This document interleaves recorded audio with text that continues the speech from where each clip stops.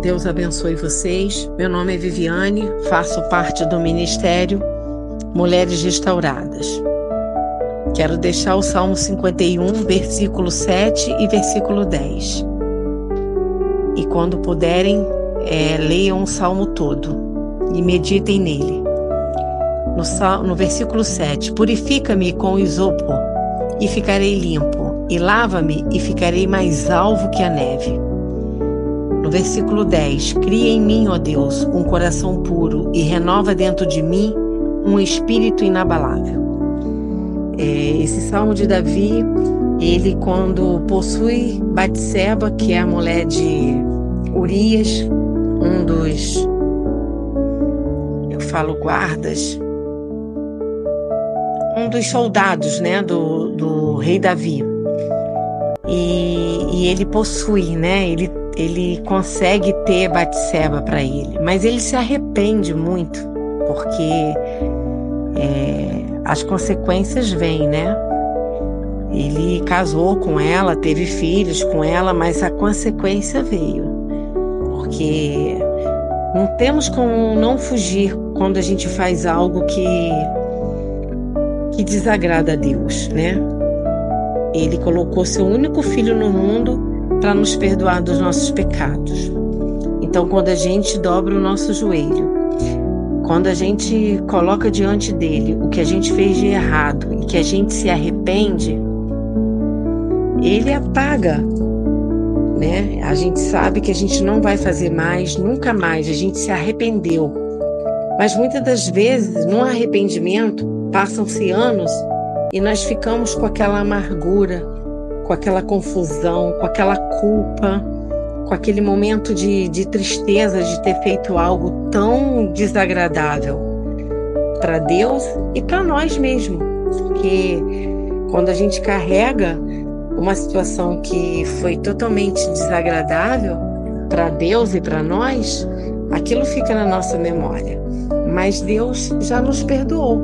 Jesus morreu na cruz por mim, por você e por todos. Quando a gente entrega a nossa vida a Deus, que a gente sabe que Ele colocou o seu único filho no mundo para morrer por nós, pelos nossos pecados, Ele já nos perdoou. Só que muitas das vezes a gente não se perdoa. E a gente fica às vezes com muita angústia, com muito sentimento de culpa, com muito aquilo na memória. E muitas das vezes os nossos pecados não são cometidos diante dos homens. Às vezes é coisas que muita gente não sabe. E muitas das vezes a gente conta os nossos pecados diante de um testemunho. E muitas pessoas aceitam Jesus como seu único Salvador através de um louvor, através de uma música, através de um versículo, através de um irmão que botou um panfleto falando da palavra, escrito, né, o que está na palavra. Mas Deus também nos coloca em lugares que as pessoas também são usadas também para fazer um trabalho conosco, das nossas vidas, né? Então, exemplo, a pastora Luciana Caparica, ela é uma psicóloga e é uma pastora. Deus deu o dom a ela de pregar a palavra e de trabalhar o nosso eu. E assim tem muitas pessoas, como tem um médico, como tem um professor, como tem uma pessoa que presta serviços gerais, como tem pessoas que não sabem ler e nem escrever, como tem pessoas que não sabem, não tem como enxergar, mas tem o conhecimento, tem Deus, tem o Espírito Santo, tem como falar, tem como colocar para a gente fazer uma reflexão, para a gente estudar, para a gente buscar, para a gente ser menos e Deus maior em nós. Mas a gente precisa se tratar, né? Então, assim, é um tema, o arrependimento, ele vem, muitas das vezes que a gente faz coisas que não agradam a Deus, por motivo que vem de família, vem casos que já tá na família, né? E às vezes a gente não se perdoa, né? E a gente acaba tendo aquele arrependimento. Então eu quero deixar, finalizando para vocês, meus irmãos, que quem estiver ouvindo esse áudio, eu vou dar um pequeno exemplo que eu tenho de arrependimento na minha vida, de ter bebido e de ter fumado. Me arrependo muito.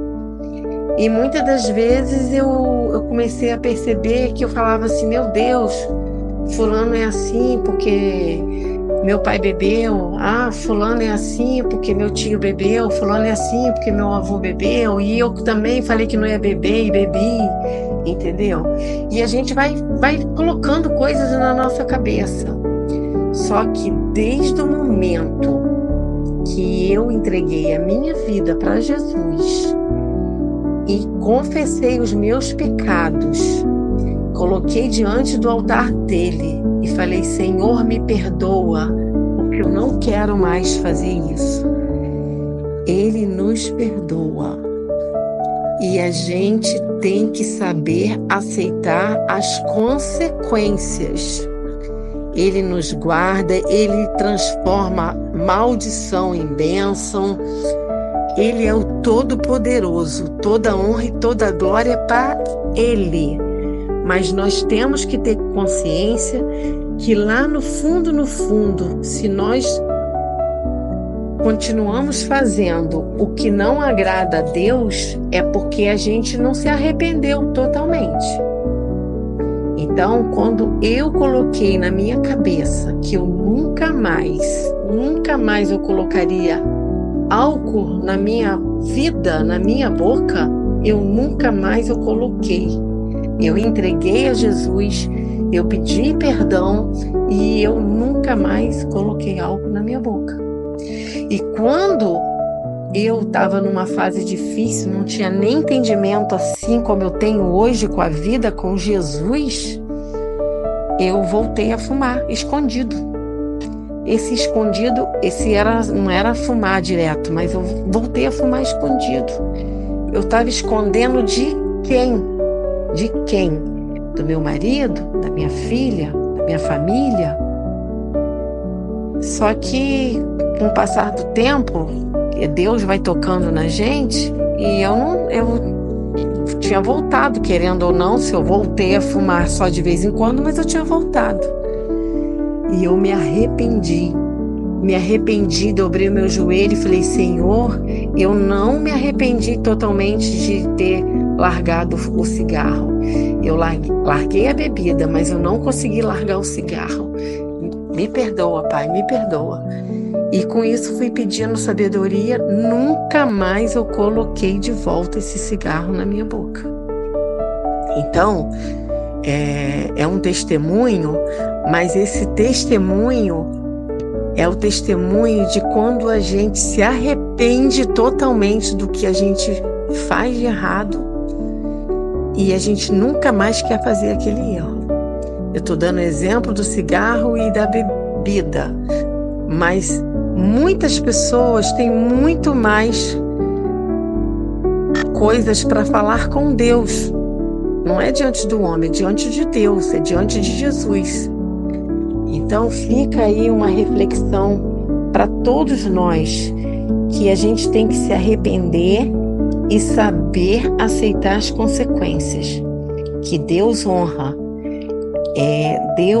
Deus é fiel, toda honra e toda glória é para Ele. E muito obrigada por essa oportunidade. Deus abençoe vocês.